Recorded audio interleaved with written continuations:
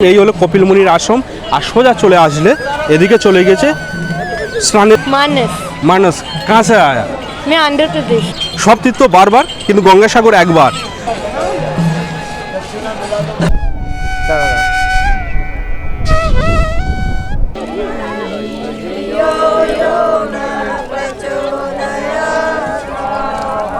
গঙ্গাসাগর কথায় আছে সব তীর্থ বারবার, কিন্তু গঙ্গাসাগর একবার।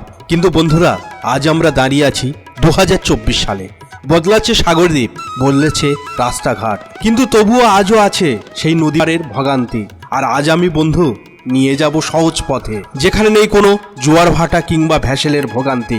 তাই থাকতে হবে পুরো ভিডিওটা আমার সঙ্গে। সঙ্গে থাকুন, দেখতে থাকুন। আর নতুন বন্ধুরা চ্যানেলটি সাবস্ক্রাইব করে আমাদের পাশে থাকুন।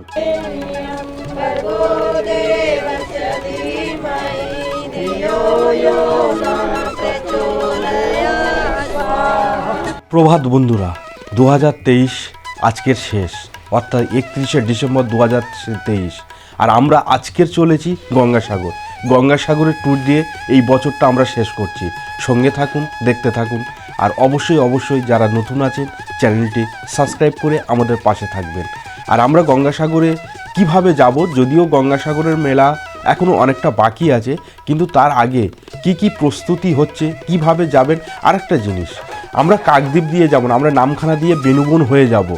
যেখানে থেকে গেলে আপনারা ভ্যাসেলের যে সময়টা, ভ্যাসেলের যে জোয়ার ভাটার সময় অনুসারে ভ্যাসেল চলে, যদি আমরা কাকদ্বীপ হয়ে যাই তাহলে সেটা আপনাদের সেই ভোগান্তিটা পোয়াতে হবে না। সঙ্গে থাকুন, দেখতে থাকুন। আর আরেকটা, আজকের আমি একা যাচ্ছি না, আজকের আমার সঙ্গে আছে আমার অনেক দিন আগেকার বন্ধু গৌরব। অন্ধকারে কিচ্ছু পাওয়া যাবে না, সেই জন্য আমরা এখান থেকে আজ এবার কথা হবে জয়নগর স্টেশনে গিয়ে। সঙ্গে থাকুন, দেখতে থাকুন। অবশ্যই পুরো ভিডিওটা দেখবেন। সময় বলতে গেলে 4:36, আর আমরা এখন চলে এসেছি জয়নগর স্টেশনে। আমাদের সময় লাগলো প্রায় 1 ঘন্টা মতন। আমরা 3:30-এ গাড়ি স্টার্ট করেছিলাম, বাইকে এসেছিলাম, স্টার্ট করেছিলাম। আর আমাদের ট্রেন আছে নামখানা যাব। নামখানা যে ট্রেনটা, সেটা ট্রেনটা আছে হচ্ছে 5:14। এখন হাতে অনেকটা সময় আছে। চলুন একটু চা খেয়ে নেবো, নেওয়ার পরে তারপরে আমরা যাব। আর এই হচ্ছে জয়নগর স্টেশন, ঠিক? এই জয়নগর স্টেশন। আর এই জয়নগর স্টেশন থেকে আমরা যাব নামখানা।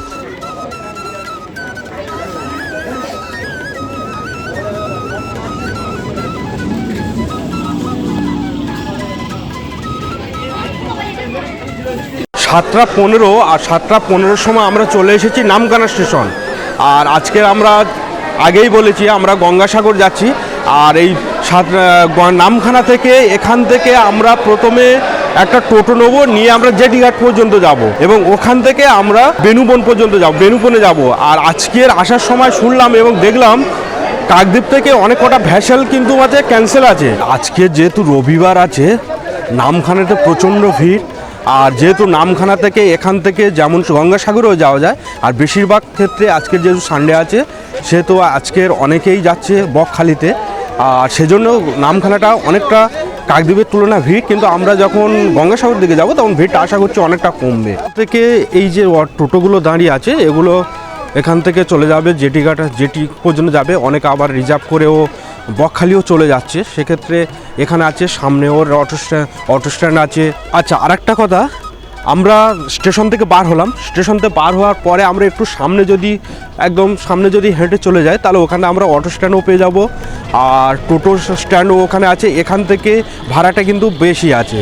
আর এখান থেকে মৌসুমী আইল্যান্ড এবং বকখালিও যাওয়া যাচ্ছে। আর আমরা যেহেতু ভ্যাসেলঘাট যাব, সামনেই ভ্যাসেলঘাট, সেজন্য আমরা মাঝে হেঁটেই চলে যাব।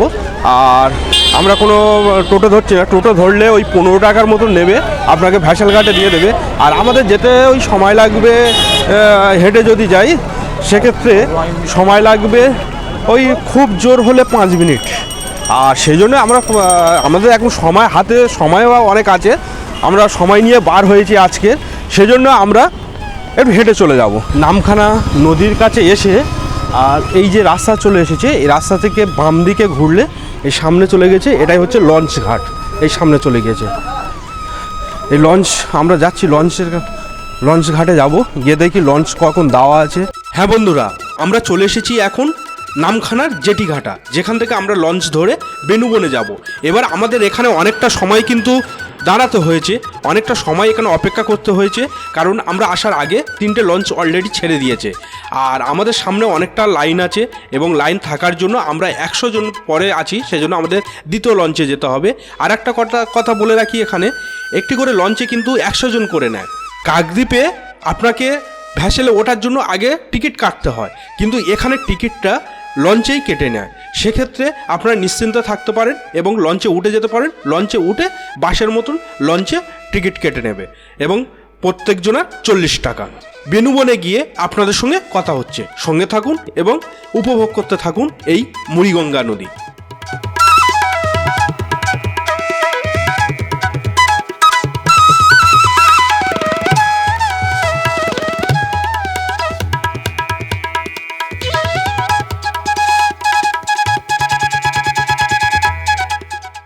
হ্যাঁ বন্ধুরা, আমরা এখন চলে এসেছি সাগরদ্বীপের বেনুবনে।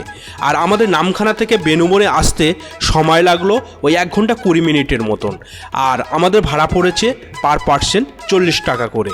আর এখান থেকে এবার টোটো, অটো কিংবা ম্যাজিক গাড়ি ধরে আমরা চলে যাব গঙ্গাসাগর সাগর সংগ্রামে বা কপিলমুনির আশ্রমে। চলুন তাহলে এগিয়ে যাই। আর একটা কথা এখানে বলে রাখা দরকার, এছাড়াও আপনি কাকদ্বীপ হয়ে আসতে পারেন, তাছাড়া কলকাতা থেকে ক্রুজে করে আপনি সরাসরিও চলে আসতে পারেন।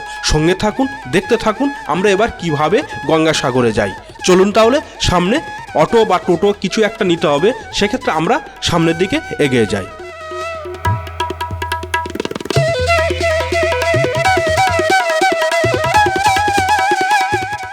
আর হ্যাঁ বন্ধুরা, এখানে কিন্তু একটা কথা বলে নেওয়া দরকার, 2024 সালে অনেক কিছু নিয়ম পাল্টে যাচ্ছে গঙ্গাসাগর মেলা উপলক্ষ। আপনি এসে এখানে সরাসরি কোনো গাড়িতে উঠতে পারবেন না, সে টোটো হোক, অটো হোক কিংবা ম্যাজিক গাড়ি হোক। আপনাকে প্রথমে এখানে যে কমিটি থেকে লোক বসে আছে সেখানে যেতে হবে, তারা আপনাকে গাড়ি ঠিক করে দেবে কোন গাড়িতে আপনি যেতে চাইছেন, এবং তার বিনিময়ে আপনাকে 20 টাকা যাওয়ার জন্য, 20 টাকা আসার জন্য দিতে হবে। আপনি যদি একবারের জন্য যান তাহলে 20 টাকা দিয়ে এক্সট্রা 20 টাকা আপনাকে দিতে হবে। এবং আমরা সেইভাবে একটি টোটো বুক করে নিলাম, আমরা 3 জনে একটি টোটো বুক করে নিয়ে আমরা চললাম। আমাদের টোটাল 250 টাকা ভাড়া পড়ছে যাওয়ার জন্য এবং 20 টাকা এক্সট্রা দিতে হয়েছে, সেজন্য 270 টাকা দিতে হয়েছে। চলুন এবারে আমরা গঙ্গাসাগরের দিকে যাই।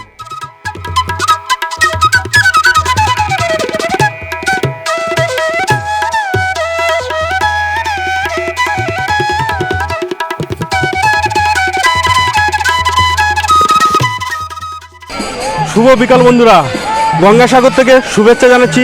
আমি কৃপা সিন্ধু পুরকাইত। আর আজকের আমরা দাঁড়িয়ে আছি অর্থাৎ 2023-এর শেষ লগ্নে, 2023-এর একেবারে শেষ ডিসেম্বরের শেষ তারিখ 31 তারিখে আমরা আছি এখন গঙ্গাসাগরে। আর এই গঙ্গাসাগরের মন্দির আমার পিছনে একদম দেখতে পাচ্ছি, গঙ্গাসাগর মন্দির। আর এই গঙ্গাসাগর মন্দির বা কপিলমুনির মন্দির, সেখানেই আমরা দাঁড়িয়ে আছি। আর এই মন্দিরের সোজা গেলে, এদিকে সোজা চলে গেলে কিন্তু সাগর, যে সাগর সঙ্গম, সেই সাগরের স্থান হচ্ছে যেখানে স্নানের জন্য এই সাগর, সোজা গেলে সাগর। আমরা যাব একটু পরে, আমরা যাব সেখানে সাগরে। তার আগে আমরা মন্দির চত্বরটা একটু ভালো করে দেখে নিই। আমরা মন্দিরের এই চত্বর, আর প্রচুর লোক হয়েছে। এখন কিন্তু মেলা নয়, মেলার এখনও অনেকটা বাকি আছে, প্রায় বাজে এখনও 12-13 দিন বাকি আছে। আর এই এতটা পরিমাণে লোক হয়েছে, বুঝতে পারছেন, প্রচুর লোক সমাগম শুরু হয়ে গিয়েছে। আর মেলার কি প্রস্তুতি এখনো পর্যন্ত কি প্রস্তুতি চলছে সেগুলো আপনাদেরকে দেখাবো, প্রত্যেকটা জায়গা ঘুরে ঘুরে দেখাবো। সঙ্গে থাকুন, দেখতে থাকুন। আমরা চলে আসলাম গঙ্গাসাগরে। এবার কিন্তু আমরা থাকবো কোথায়, সেই প্রশ্নটা প্রথমেই আসে। এখানে অনেকগুলো অপশান যদিও আছে, হোটেল আছে, বিভিন্ন রকম আশ্রম আছে, তাছাড়া ধর্মশালা আছে, কিন্তু মেলার সময় এখানে জায়গা পাওয়া খুবই টাফের ব্যাপার। আর যে সমস্ত হোটেলগুলো আছে বা লজগুলো আছে সেগুলো এখনই বলছে 2000, 2500, 3000 পার পার্সেন্ট। আর মেলার সময় তো আরও বাড়বে। এছাড়াও পুণ্যার্থীদের জন্য এখানে 6-এর বিভিন্ন রকম ঘর করে দেওয়া আছে সরকারি তরফ থেকে, সেখানেও থাকতে পারেন। তবে শীতের সময় খুবই কষ্টকর ব্যাপার। আর আমরা এসে উঠলাম ভারত সেবাশ্রমে, তার একটা অভিজ্ঞতা আপনাদের সঙ্গে চলুন শেয়ার করি। আমরা এই মুহূর্তে চলে এসেছি ভারত সেবাশ্রমে। এই ভারত সেবাশ্রমে আছি। আর আগের বারে যদিও আগে ভারত সেবাশ্রমে থাকার অভিজ্ঞতা ছিল, তবে এবারের অভিজ্ঞতা একেবারে সম্পূর্ণ একেবারে আলাদা অভিজ্ঞতা ভারত সেবাশ্রমে থাকার। এখন প্রত্যেকের একটা ইনফরমেশান দিই, ভারত সেবাশ্রমে থাকতে গেলে আপনাকে অবশ্যই প্রত্যেকের সবার যদি 5 জন থাকেন 5 জনার সবারই কিন্তু আধার কার্ড লাগবে। আর আধার কার্ডের জেরক্স অবশ্যই নিয়ে আসবেন। এখানে জেরক্সের খুব ব্যবস্থা খারাপ। আর জেরক্স আমি ঘুরে ঘুরে আমরা শুধু জেরক্স করার জন্য, আধার কার্ডটা জেরক্স করার জন্য এবং ফোনে ছিল সেটা বার করার জন্য 3 ঘন্টা সময় লেগে গেল একটা রুম পেতে। শুভ বিকাল বন্ধুরা, এখন আমরা সকালে আসলাম, যদিও অনেক তাড়াতাড়ি আমরা গঙ্গাসাগরে ঢুকে গিয়েছিলাম, ওদিকে লঞ্চের জন্য কিছুটা সময় লেট হয়েছিল। আর অনেক তাড়াতাড়ি আমরা গঙ্গাসাগরে ঢুকে গিয়েছিলাম, কিন্তু আমরা রুম পাইনি। রুমের জন্য এবং আমাদের কাছে জেরক্স কপি ছিল না, শুধু জেরক্সটা করার জন্য আমাদের অনেকটা সময় লেট হয়ে গিয়েছে। আর আমরা এই মুহূর্তে এখন মন্দিরের দিকে যাচ্ছি, আর আপনাদেরকে দেখাবো যে মন্দিরের কাছাকাছি মেলার এখন কি প্রস্তুতি আছে সেগুলো আপনাদেরকে দেখাবো। আর সঙ্গে কি 2024-এ কী নিয়ম পরিবর্তন হচ্ছে সেগুলো আপনাদেরকে দেখাবো। আচ্ছা, আমরা এই সোজা চলে আসলাম, এই হচ্ছে মন্দির, এদিকে এটাই হলো মন্দির। আর এদিকে গেলে এটাই সোজা চলে যাচ্ছে, এই যে পথটা আমরা দেখতে পাচ্ছি এদিকে সোজা চলে যাচ্ছে সমুদ্রে। চলুন আমরা প্রথমে মন্দিরে যাই, মন্দির থেকে ঘুরে তারপর আমরা সমুদ্রের দিকে যাওয়ার চেষ্টা করব। বন্ধুরা, বাংলায় একটা প্রবাদ আছে, সব তীর্থ বারবার কিন্তু গঙ্গাসাগর একবার। তার কারণ আজকের বুঝতে পারলাম, আজকের আসার পথে ভ্যাসেলে যে পরিমাণে মাছে ওয়েট করতে হলো, তারপরে রুম পেতে ওয়েট করতে হলো। আর আমরা গঙ্গাসাগরে প্রায় ঢুকে গিয়েছিলাম অনেক আগে, কিন্তু আজকে মন্দিরে মন্দির দর্শন করতে আসলাম আমাদের প্রায় 4টের কাছাকাছি। আর আজকে এখন চলে এসেছি, এখন আছি গঙ্গাসাগরের কপিলমুনির আশ্রমের সামনে। আর কপিলমুনি আশ্রম আমার ঠিক পিছনে আছে কপিলমুনি আশ্রম, দেখতে পাচ্ছেন বন্ধুরা, পিছনে আছে কপিলমুনি আশ্রম। আর ওখান থেকে সোজা চলে আসলে সোজাই তো আমরা চলে যাব সাগর সংগ্রাম, যেখানে গঙ্গা নদী সাগরের সঙ্গে মিলেছে বা মেলবন্ধন হয়েছে, সেটাকে বলা হচ্ছে গঙ্গার সাগর সংগ্রাম। আর সেখানে গিয়ে আমরা স্নান করব। গঙ্গাসাগর এসে আমার সঙ্গে দেখা হয়ে গেল আমাদের এক খুদে বন্ধু। তার কি নাম? আপনার কি নাম? मानस। कहाँ से आया? मैं आंध्र प्रदेश। आंध्र प्रदेश।